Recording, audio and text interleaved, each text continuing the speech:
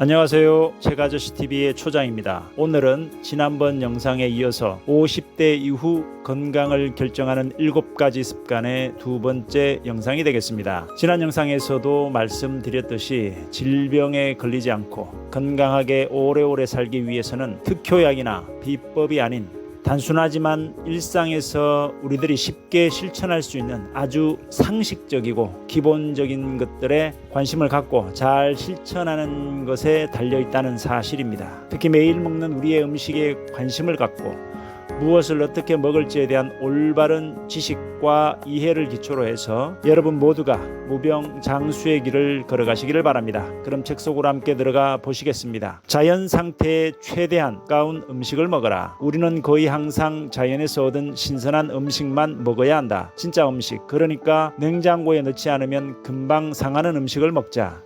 상자와 캔, 밀봉된 비닐봉지에 담겨 나오고 오싹할 정도로 유통기한이 긴 식품들을 멀리하자. 사실 자연 그대로의 음식을 먹자는 것은 단순한 원칙이다. 그래도 이 원칙을 강조하는 것은 우리가 신경을 쓰지 않으면 정반대로 행동하기 십상이기 때문이다. 가공된 식품이란 흔히 건강에 좋지 않은 음식으로 생각하는 정크푸드만을 의미하는 것이 아니다. 포장용기에 담긴 음식, 영양성분 표시가 되어 있는 음식의 대부분은 가공식품이다. 우리가 평소에 먹는 음식 중에는 가공식품이 많다. 그런 가공식품을 멀리하고 자연에서 얻은 재료, 너무 말끔하게 다듬어지지 않은 재료, 방금 수확했거나 바다에서 막 건져 올린 재료로 만든 정말로 신선한 음식을 가까이 하라. 최대한 자연에 가깝고 거주지에서 가까운 곳에서 생산된 재료로 음식을 만들어 먹어라. 보통은 음식 자체가 아니라 식재료를 키우는 방식이 문제다. 우리는 어떤 종류의 음식이든 간에 변형이 가장 적고 농약이 가장 적게 뿌려진 식재료를 사용해야 한다. 유기농 식재료를 선택하는 것은 중요한 일이다. 변형이 많이 가해진 식재료를 먹을수록 글리포세이트 같은 제초제와 유전자 조작과 항생제 주사에 노출된 식재료를 먹을수록, 정제된 음식이나 장기간 저장한 음식을 먹을수록 그 음식이 당신의 면역체계와 몸 전체에 문제를 일으킬 확률은 높아진다. 신선한 재료로 만든 음식은 당신의 몸에 필요한 미량 영양과 대량 영양소를 충분히 공급한다.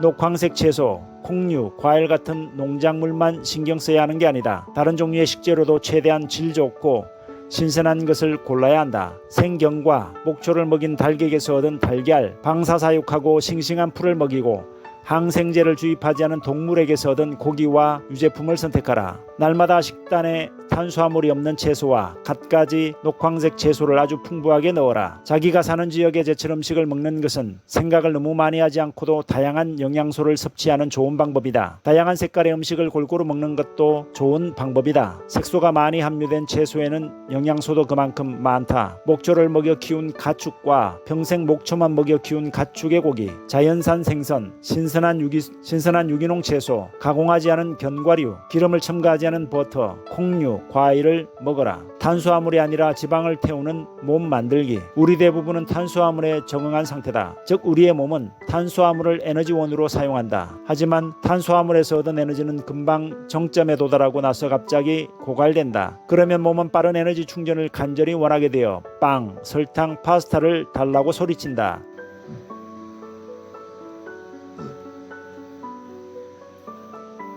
우리가 그런 음식을 먹으면 악순환이 반복된다. 몸은 영양가가 풍부하지 않은 음식을 갈구하고 빠른 에너지 상승을 경험하고 다시 고갈을 맛본다. 바람직한 생활이 결코 아니다. 그리고 45세가 넘으면 대다수 사람들은 탄수화물 불내성이 점점 강해지기 때문에 탄수화물 의존은 심각한 문제가 된다. 나이가 들면 몸이 탄수화물 대사를 예전처럼 효율적으로 해내지 못하기 때문에 당뇨에 걸릴 위험이 높아진다. 또 전분질 음식은 염증을 일으킨다. 그리고 놀랄 일도 아니지만 탄수화물 음식은 체중을 증가시키고 특히 복부 비만의 원인이 된다. 해결책은 식습관을 바꿔서 몸을 지방에 적응시키는 것이다. 다시 말해 탄수화물을 에너지원으로 사용하기보다 지방을 에너지원으로 사용하는 습관을 들이는 것이다. 그런 습관을 들이려면 녹색 잎채소와 자연에서 얻은 건강한 지방, 일정량의 단백질을 먹고 탄수화물은 아주 소량만 섭취해야 한다. 견과, 샐러드, 달걀, 아보카도, 전분 없는 채소, 목초를 먹여 기른 육류, 기름진 생선을 먹어라. 건강한 지방, 그러니까 몸에 좋은 지방은 탄수화물보다 훨씬 나은 에너지원이다. 지방은 천천히 균일하게 연소된다. 그래서 지방을 에너지원으로 사용하면 오랜 시간 동안 에너지가 공급되며 혈당량도 일정하게 유지된다. 몸이 천연지방에서 에너지를 얻을 때는 에너지가 치솟았다가 갑자기 고갈되는 일이 없다. 그래서 탄수화물 대신 지방에 몸을 적응시키면 삶이 바뀐다. 지방을 에너지원으로 사용하면 소식을 하기도 쉬워진다. 중년 이후의 건강한 삶을 위해 가장 중요한 변화가 바로 소식이다. 천연지방이 풍부한 적은 양의 식사에 당신의 몸이 적응하려면 몇 주가 걸릴 것이다. 그러는 동안 당신은 확실한 변화를 느낄 것이다. 음식을 향한 갈망이 약해지거나 사라지고 배가 덜 고프고 하루 동안 에너지의 양이 일정하게 유지된다. 한 가지만 분명히 해두자. 탄수화물이 다 나쁘다는 이야기는 아니다. 사실 단백질이나 지방을 제외하고 나면 죄다 탄수화물이다. 우리의 조언은 빵, 파스타, 각종 과자, 쌀 등의 곡물, 감자, 옥수수 같은 정제 탄수화물과 전분질 탄수화물을 줄이라는 것이다. 당신이 자제력이 뛰어나서 전분 섭취량을 아주 소량으로 제한할 자신이 있는 것이 아니라면 날마다 전분을 식단에 넣지 말아야 한다. 하지만 연구 결과에 따르면 탄수화물에는 중독성이 있다. 탄수화물을 섭취할 때 우리 뇌에서는 마약을 복용할 때와 똑같은 화학물질의 일부가 분비된다. 그래서 파스타를 아주 조금만 먹는다는 것은 대단히 어려운 일이다. 따라서 아예 당신의 식단에서 전분을 빼버리는 것이 더 쉽고 효과적인 방법이다. 눈에서 멀어지면 마음도 멀어지니까. 좋은 음식으로 하루 2끼만 먹자. 중년 이후에는 건강 측면에서 아침 식사가 하루 중에 가장 덜 중요한 끼니라고 말할 수 있다. 아침 식사를 건너뛰면 짧은 단식을 쉽게 할 수 있다. 당신이 지금 단식을 하고 있지 않더라도 하루에 3번보다는 2번 식사가 유익하다. 음식을 적게 먹으면 몸에 부담이 덜 가고 처리할 일이 적고 소화와 분류에 에너지를 덜 쓰기 때문에 회복과 수선에 사용할 에너지가 확보된다. 또 짧은 단식은 몸에 적당한 스트레스를 줌으로써 긍정적인 호르메시스 효과를 발휘한다. 또 하나의 중요한 원칙은 식사량이다. 참신하지는 않지만 작은 그릇을 사용하는 것은 효과적이다. 커다란 저녁 식사용 접시는 창고에 깊숙이 넣어두고 샐러드 접시를 꺼내오자. 그릇이 작아지면 자연히 식사량도 줄어들어 몸에 이롭다. 배가 꽉 찰 때까지 먹지 말고 배고픔이 달래질 때까지만 먹어라. 그리고 한 그릇 더 먹기 전에 잠시 쉬어라. 외식할 때도 소식과 영양에 신경 써야 한다. 소식을 하면서 당신의 기분이 어떤지 살펴보라. 아마도 몸이 가볍고 에너지가 차오르는 느낌을 받을 것이다. 그리고 단순히 음식 섭취량만 줄어도 건강이 개선된다. 음식만 문제가 아니라 기름을 확인하라. 문제가 되는 기름 중 하나가 카놀라유다. 사람들은 포화지방이 적게 들어있다는 이유로 카놀라유가 건강에 좋은 기름이라고 착각한다. 사실 카놀라유는 몸에 해롭다. 홍화씨유, 해바라기씨유, 콩기름, 옥수수기름, 그리고 식물성이라는 이름이 붙은 다른 모든 기름은 몸에 해롭다. 식물성 기름에는 식물이 안 들어간다. 이 기름들은 모두 여러 번 정제되었고 유전자 조작을 거쳤으며 오메가6 함량이 높다. 이런 기름을 가열하면 반응성이 높은 불안정한 분자들이 방출된다. 이 작은 입자들이 혈관으로 들어가 염증을 일으키고 신체 내부를 마모시키고 신체 기관의 노화를 앞당긴다. 캘리포니아 대학교의 최신 연구에 따르면 미국에서 가장 널리 사용되는 식용유인 콩기름은 뇌에 유전적 변형을 일으킨다. 집에서 실천하기 쉬운 수칙이 있다. 식물성 기름과 씨앗 기름을 절대로 사용하지 마라. 다른 선택의 여지가 꽤 많다. 이미 알고 있겠지만 가장 좋은 기름은 건강을 증진하는 물질인 폴리페놀이 다량 함유된 엑스트라버진 올리브유다. 올리브유는 질 좋은 제품을 구입하라. 올리브유 외에 내가 요리용으로 추천하는 식물 기반 오일로는 아보카도 오일, 버진 코코넛 오일, 그리고 비정제 팜유가 있다. 그리고 당신은 믿지 않을 수도 있지만 나는 동물성 지방을 요리에 사용하는 것에도 찬성한다. 물론 그 동물은 목초지에서 동물복지 방식으로 사육되었고 항생제 주사를 맞지 않았어야 한다. 양질의 동물성 지방은 포화지방이므로 열을 가해도 산화하지 않는다. 양질의 동물성 지방을 요리에 사용하면 건강에 좋다. 좋은 동물성 지방으로 목초 우유, 버터, 돼지기름, 소기름, 오리와 거위에서 얻은 기름, 그리고 기 버터가 있다. 달걀은 천연 복합 비타민이다. 달걀에 관한 부정적인 이야기들을 믿지 마라. 신선한 고품질의 달걀은 단백질, 천연지방, 비타민, 미네랄의 훌륭한 공급원이다.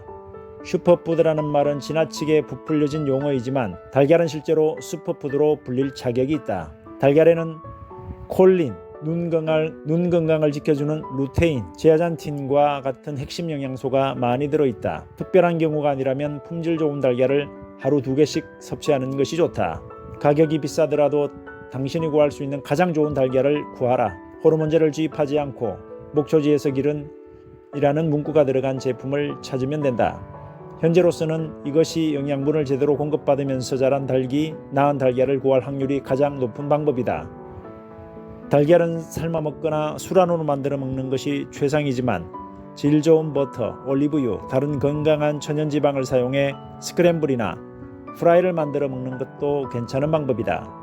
당은 어디에나 있다. 숨은 당을 조심하라. 당신도 알다시피 꼭 설탕만 당이 아니다. 꿀, 아가베 시럽, 화이트 와인, 바나나, 포도도 당이다. 파스타, 감자, 빵, 옥수수 같은 전분질 탄수화물도 당이다. 그리고 당신의 몸 안에서는 어떤 당이든 큰 차이가 없다. 따라서 당신이 섭취하는 당분의 총량에 주의를 기울여야 한다. 커피 전문점이나 패스트푸드점에서 판매하는 병에 든 음료에는 설탕이 엄청나게 들어간다. 이런 음료가 당신 삶의 일부가 되어서는 안 된다. 이른바 에너지 음료는 음료 중에서도 최악이다. 게토레이 한 병에는 설탕이 39g이 들어있고 비타민 워터 한 병에는 설탕이 23g이 들어있다. 앞에서 설명한 대로 에너지 음료는 절대로 가까이 하지 마라. 최근에는 에너지 음료가 혈압을 상승시킨다는 연구 결과까지 나왔다. 플라스틱 병에 담긴 아이스티에도 설탕이 잔뜩 들어있다. 병에 담긴 음료를 꼭 구입해야 한다면 무조건 물을 선택하라. 채소 중에서도 당분이 많은 것들이 있지만 그것까지 걱정할 필요는 없다.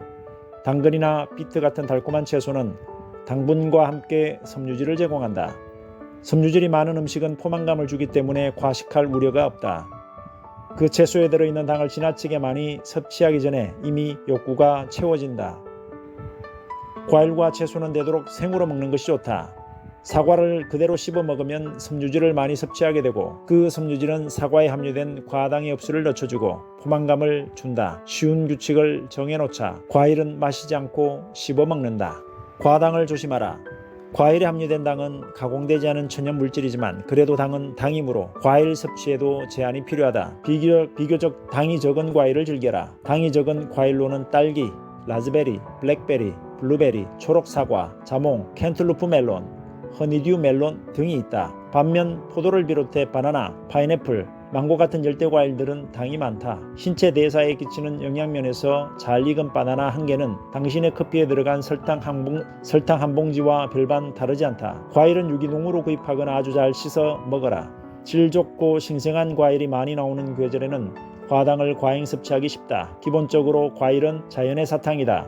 과일을 한꺼번에 많이 먹지 않고 조금씩 즐기는 방법을 찾아보라. 신선한 체리를 토막내서 샐러드에 넣고 복숭아를 구워서 닭고기 요리에 곁들여보라. 수박 몇 조각을 루꼴라, 페타치즈와 함께 먹어보라. 과일은 주스 형태로 마시지 말고 자연 그대로의 상태로 먹어라. 당 함량이라는 측면에서 보면 과일 주스는 탄산 음료와 똑같이 나쁘다.